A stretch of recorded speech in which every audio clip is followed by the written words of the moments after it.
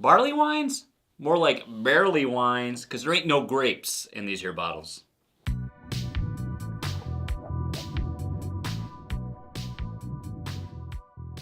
It would be a huge mistake to overlook my beer today. And my beer is going to make you into the type of person to make that mistake. But the biggest mistake is going to be to hem and haw about this all day, so let's get into it. Jason, I have brought for you today Weyerbacher's Blithering Idiot. Are you ready to get crunk on this juice? Because it is 11.1%. This comes from Pennsylvania. Lot. It is a lot. Well, it's a lot, but it's not the most. It's true. It's true. However, if you have a few of these, it is going to make you a blithering idiot. It's a barley wine. I wouldn't advise against that. It is a barley wine, and I'm glad you said that because it's also a European barley wine. Now, this is going to be a little bit more well-rounded, with more of a malty flavor, and a lesser ABV, if you can believe it. I don't know what the exact aroma is, but you get that smell right away when you get a lot of barley wines. What do you know? Because I don't. The description says date and figs, and yes, I do believe it's one of those two. Low carb, heavy. I would say definitely heavy on the body. I'm enjoying this. That's all I need to say. Good finish. Oddly drinkable for its ABV content, but very enjoyable. So good. All right, let's move on to the next beer. Lucas, my beer is Colossal Oversight. It is from Odd Side Ales in Grand Haven, Michigan, clocking in at 12% ABV. And this is going to be an American barley wine to contrast yours. And you might want to know what the difference is. Well, I do. We Americans need to have ultra hops and everything, so we kind of add a little more hop flavor to the style. I heard they recently added more hops. Yes. So hopefully it's still enjoyable. We'll find out. I'm noticing more carbonation in this one, or at least more activity in the glass. Quite a bit of a head, too.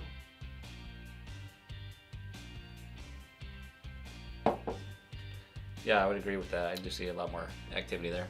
I'm not getting any hops out of this. Actually, it's very smooth, very creamy, and very similar in flavor to other barley wines I've had. Yeah, I think the hops at this point would only affect, give you a more bitter flavor. You want to get that actual hop taste.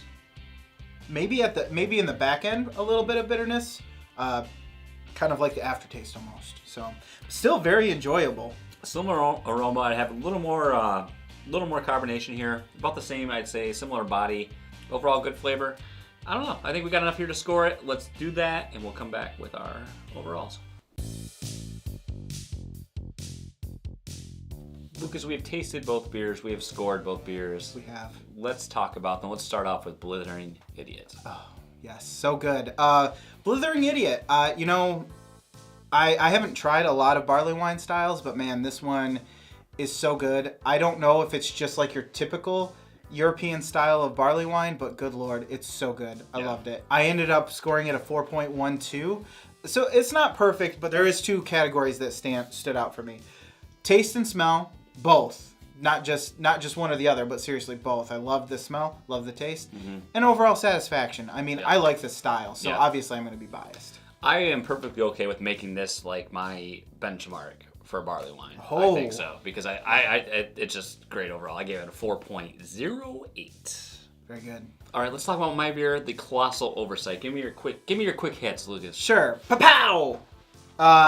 Colossal Oversight. So, I was kind of knowing that to expect the American style. The hoppiness was kind of in my mind, and maybe that influenced it a little bit. I enjoyed it, don't get me wrong, but there was a subtle difference towards the back end of it, and that was a little bit of bitterness. And while I enjoyed that, I didn't enjoy it any more than just the typical, like you said, almost benchmark style of the Blithering Idiot. So overall, I gave it a 3.97. Okay. I'm just going to jump right in. I gave it a 3.9. I guess I really like that more English style more than the American style. That bitterness just kind of changed things up enough for me that I just prefer the one over the other. A great beer, but just an edge below the Blithering Idiot. So that's going to make Blithering Idiot our winner. Well, after chugging some serious ABVs and making some pretty poor decisions with their lives, it's time for the final showdown. These barley wines tasted divine. Let's find out where they fell on the beer board.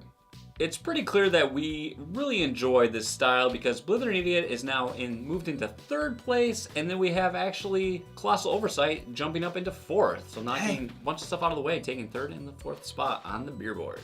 Be sure that you're following us on Twitter at BOTB_show. And if you go to Facebook, you can search us for Battle of the Beer. You'll find us on there. You can follow us on there as well. Make sure you smash that like button if you liked the video. Subscribe to the channel. Click that little bell because that's going to notify you next time we release a video. As always, thank you so much for watching and join us next time for another Battle of the Beer.